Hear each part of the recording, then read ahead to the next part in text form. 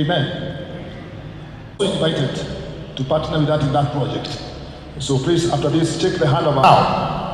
I am. You speak to their mind so that they will be able to bring back the vision of this country, even to. We are not fine. This cycle of violence and disagreements and protest really has to come to an end.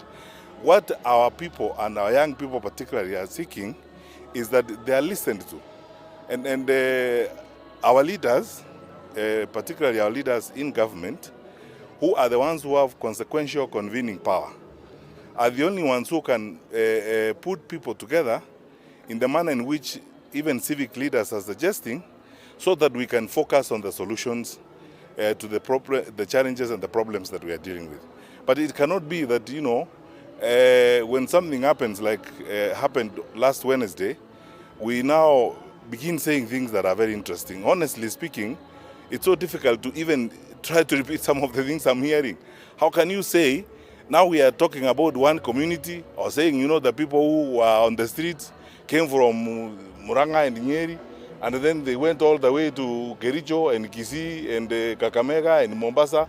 So there was no one in Muranga and Nyeri that day. Everyone left Muranga and Nyeri, went to Busia and Kisumu. Honestly, Narok, we are, you know, that is worse than a joke, honestly.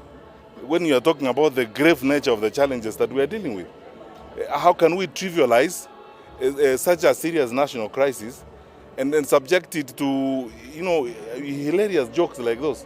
Let's be serious. And personally, I associate myself with the remarks and the position that has been taken by the religious leaders in this country, private sector groups that are saying the same thing as we are saying, namely that our country is headed the wrong direction. And this is not rocket science. You don't need a PhD from Harvard to know we are headed the wrong direction. You can see it. It's written all over the place. And in saying so, we are saying this is a patriotic moment. It's a moment for all of us to cross ranks. Wacha tuweke kando hata hiyo mambo ingine yote, siasa nini. We're talking about uchaguzi is 25 or 26 months away. Our country must survive first, and we must be a stable nation before we get there. Tear gas and accusations and blames are not going to give us a solution. Dialogue will.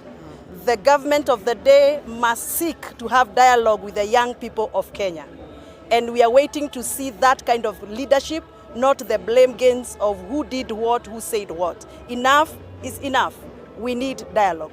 When you're dealing with mob psychology, sometimes when people are raging, you have to look for a solution to bring their temper down.